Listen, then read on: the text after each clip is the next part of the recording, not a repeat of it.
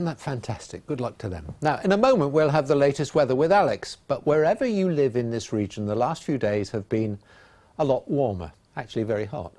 For many, it's a chance to get out and enjoy the last gasps of summer. Let's go live now to Thomas Magill in Maldon. Hi, Thomas.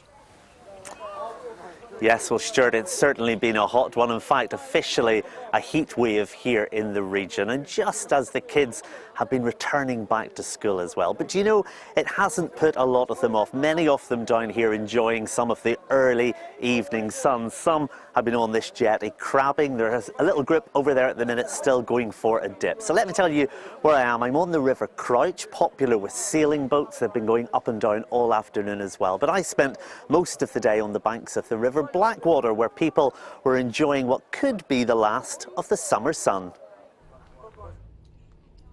September on the Blackwater normally brings with it a slower pace of life, where the ducks, the birds and even the seals can bask in the splendour of its isolated banks.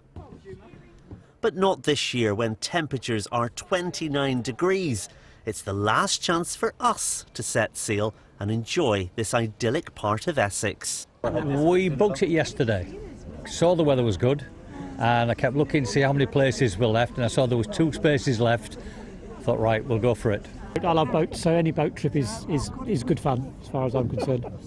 Yeah, booked it at the weekend and knew the weather was going to be great, so we thought we'd treat ourselves. We've come from Hornchurch today, but we've got family that live in this area, so it's something we've always looked forward to doing, but never actually got round to it. Paul Jeffries has been a skipper here for over 40 years and knows what treats lie ahead for these day trippers.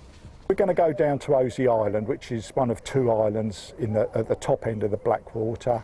Generally, at this time of year, we're starting to get a lot of the migratory birds coming back to the river, and certainly during the winter, the bird life in the river is huge.